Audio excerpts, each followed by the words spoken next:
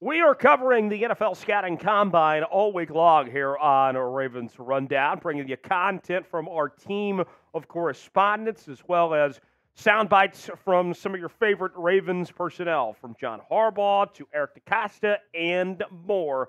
We are your Ravens Combine headquarters here on the channel. Subscribe now for free. And as we wrap up the month, we are finishing our sub-battle against the Browns report, and I got to tell you, we're starting to pull away. Finish strong. Let's run up the score before the end of the month here on Ravens Rundown. Subscribe now. Beat the Browns report. We'll show them who's boss. We'll get started with today's show.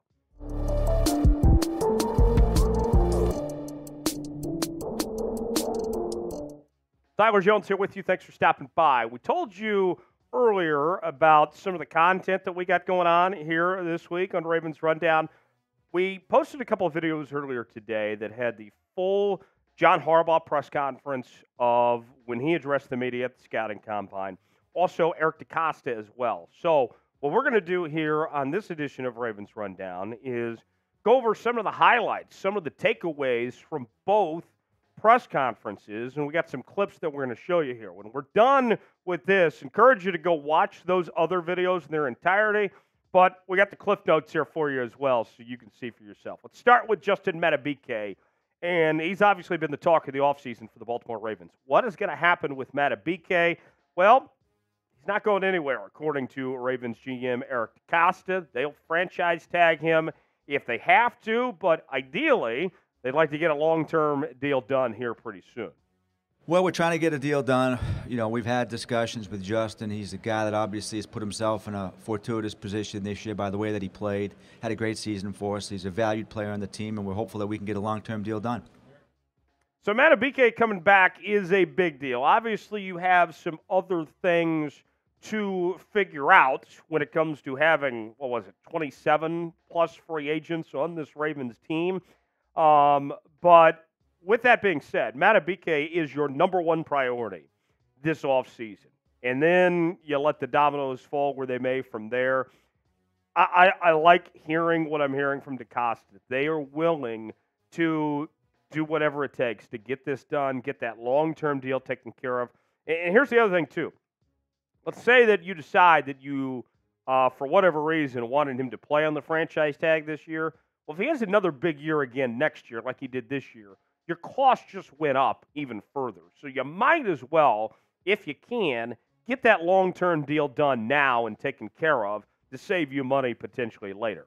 So let's ask our pinned comment today. Will the Ravens get a long-term deal done with Justin Madubuike? Why for yes and for no? Why in the comment section? Tell us what you think.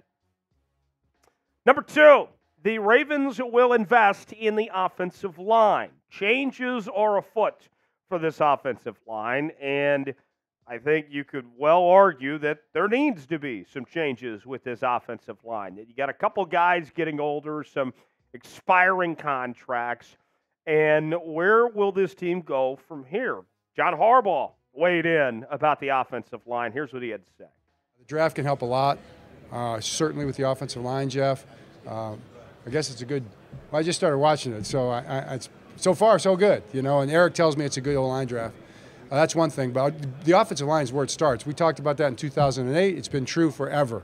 You know, you win in the trenches first, right? So we think that we're offensive line centric in our philosophy, and we've got some question marks in our offensive line. So there's going to be some rebuilding that's going to have to be done in there, and we're getting to it already. It's going to be really probably the most important thing we do on offense. And with that, you wonder, okay, how do the Ravens go about these changes? What exactly are they looking for as they look to regroup this offensive line? DeCosta explained. You have to have a big, strong, imposing offensive line. So we'll continue to build that out. Obviously, this year we're going to have probably some change on the offensive line in different ways. Remains to be seen exactly what that looks like. We will have a plan. Fortunately, this is a deep draft class as well. So we'll have a lot of different options in different rounds for players that we like at the offensive line position, at tackle and also guard. Probably unlikely that we're going to draft a center very high, but I think there's a lot of depth along the way, specifically at the tackle position and the guard position. So that's exciting. It really helps me as we look at what that offensive line is going to look like. Simply put, too, You got a franchise quarterback, a strong running game. You're a run-first football team. You have to win up front, right? And that requires developing that young talent up front for many years to come. And I think that's what the Ravens, when they look at this draft, they're going to say to themselves, all right, where can we find those guys that can be anchors on our offensive line, not just for a year or two, but for many years to come. Expect this Ravens team to use multiple draft picks when it comes to offensive linemen as far as that goes. Today's show sponsored by Prize Picks. Prize Picks, the place to go for daily fantasy made easy. Here's how it works. Choose two or more players in any given category. Get the choice of more or less, whether you're talking fantasy points, maybe you are playing different leagues like the MLB with strikeouts and hits, or it's basketball, you're talking points and rebounds, whatever it may be. I got the Rodriguez special here for you. I got Grayson Rodriguez of the Baltimore Orioles, your Orioles. They have more than 180.5 strikeouts. I got Julio Rodriguez of the Seattle Mariners. They have more than 168.5 hits. Let's say I put $20 down, both these hit. We're going to make $60 on Prize Picks. Play along with me. PrizePicks.com/SealItS, promo code SealItS for a $100 deposit match. The link is in the comments and description of today's video. So there's been a lot of noise, a lot of rumblings that the Baltimore Ravens are looking to invest in a star running back of sorts, a big name. We've heard it all, right? We've talked about those rumors quite a bit on this channel, if I'm going to be honest with you, over the last couple of weeks. And based on what Eric DeCosta had to say about the running back position, and also what we're going to play you about John Harbaugh, what he had to say as well, I believe the noise, folks. Let's start with DeCosta here. Well, we need more than two running backs, so certainly I think you'll see us make a couple acquisitions along the way. We think Keaton Mitchell is going to come back from his knee injury. Justice is a player last year, probably one of the unsung heroes of our whole team, I would say. We're still talking to Gus. We'll talk to JK, a couple free agents that we had. Hopeful that we can get something done with those guys. We've looked at the draft class. Probably not, as deep as some other positions that we'll see in this year's draft class. There are some UFAs this year in the draft. In free agency, some talented players that we will look at as well. But I think it's probably safe to say that we'll have more than two running backs on the roster at some point, and we will definitely have a plan for that position. Now, when you look at those guys that you're trying to figure out, okay, who's coming back, who's coming in, and all that, one name that's going to be interesting is Gus Edwards, because Gus isn't going to command a lot, but that shouldn't stop you from still being able to pursue some of those bigger names there. In fact, John Harbaugh had some praise for Gus Edwards. Sounds like he wants Gus back as well. Up in the air. It's up in the air. We don't have a lot of guys under contract right now. We've got Justice. Just love the way Justice played. He was incredible all year. Took another step. I think he's a great player. Then after that, we just got to see. We'd love to get Gus back. JK's floating around out there. Just guys who've been with us. We'll just have to see how it goes. I'm a betting man. And as a betting man, this is what I would wager if I had to parlay some type of prop bet of some sorts here. I would think that the Ravens' backfield next year includes a big-name back like a Derrick Henry, Saquon Barkley, a Josh Jacobs, somebody of that caliber. Then you add in Gus Edwards. Then you add in Keaton Mitchell. And then you still might even draft a running back potentially as well, or go get a UDFA back of some sorts here. I think you're going to retool this group. Who is a big-name running back that the Ravens should sign? We've talked about a couple of them. Chime in. Tell me what you think in the comments section. The wide receiver position, it's an interesting one for the Baltimore Ravens here, as this team obviously had a big year out of Zay Flowers this past season and just had a new deal reworked with Nelson Aguilar here. Where does this group go from here? It was a huge step in the right direction in this position that had so many struggles previously. Here's what Eric DeCosta had to say about finding wide receiver help.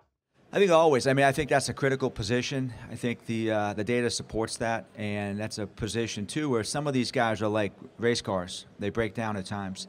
And so having depth at that position is critical. We saw that this year. We think we built the room out pretty well this year, and we're able to sustain some injuries along the way. So we will look at that. I think it's a very, very deep year in the draft. This draft class is pretty impressive from a receiver standpoint. We'll assess that talent and see what kind of falls our way, and then look at the free agency crop as well. One thing I think is interesting, too, when it comes to DeCosta, he was so heavily criticized for how he handled finding receivers. That was kind of his big weak spot, right? And then last year, the wide receiver room turned a 180, right? Got a whole lot better. Now building upon that, taking that next step.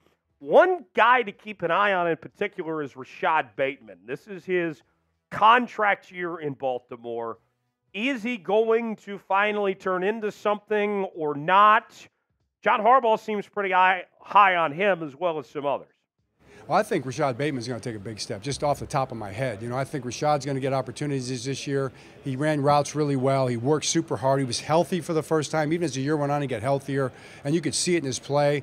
The ball got to him when he did. He made some great plays. The ball's going to get to him a lot more next year. He's going to be ready to go. We got Nelson back. Nelson is a big signing back. He played a big role last year. Of course, Zay, he speaks for himself. We got Ty in there. Tyler did a good job. Then you never know with a guy like Odell. I know that's probably a question people are asking. I've got my fingers crossed. We'll see. That's kind of out there. Those are those things that kind of answer themselves in time. I love our tight ends as receivers. So all that is really part of it. I think it's a critical year for Rashod Bateman to put it all together. And as far as what the Ravens do, you guys know they always build through the draft. That's their priority first. And I would expect that the Ravens probably end up taking a receiver within the first 2 days of this draft. I know that we've talked a lot about producer Coop's guy, Xavier Worthy, and Adonai Mitchell. Both those guys could be in range for the Ravens, potentially there with that first pick at 30. I know there's been talk about Mitchell potentially slipping to the second round. Maybe he's available when the Ravens pick again. A couple names to keep an eye on there, but I do think this Ravens team will invest at that wide receiver position again, and maybe already finding Rashod Bateman's replacement if he can't have that breakout season we're hoping for. What's your confidence level in the Ravens wide receivers? Scale it for me 1 through 10. How you feeling about this group? I got to tell you, I feel a lot better right now than I did last year about this group. I go about a 7. Give me your confidence level. Let us know in the comments section below. Last on this list. Things are good, right? I mean, I know that this season didn't end the way that people wanted with this team losing the AFC Championship after having the best record in the AFC at home field advantage and all that. But even with what the Ravens are about to depart from, of all the free agents and everything, the foundation of this team is still set. They're still in really good shape with Lamar Jackson, Mark Andrews, Roquan Smith, Isaiah Likely. I mean, there's some key pieces to build around for a long time. Zay Flowers, I didn't even mention there. So the foundation's set. DeCosta seems confident, and he should be, as far as the future goes for this Ravens team. Our future is very bright, and we try to build this thing out so that we don't have windows opening and closing. And that's kind of been the Ravens' mindset, that we want to be a competitive, good team every single year. That's what we aspire to, and I think we have a lot of the types of people in that locker room still, and will remain to have those type of guys to put us in a position to win every single year. And then to add on to that, kind of leading to what we're about to play you from Harbaugh here in just a second, is what I really like about just how this organization operates from top to bottom, from ownership all the way to DeCosta and Harbaugh. They know who they are, right? They're not changing their ways. They know what's worked before, and they trust the system, trust the process that's in place. And I think that you'll see those results pay off at a high level. Here's Harbaugh and not changing. Yeah, no, just really excited about the guys we've got. I mean, every season's a new season, and that's just the way it works, you know. And the guys that we have are guys that are going to fit in well, and we're not going to change our defensive structure. We elevated Zach.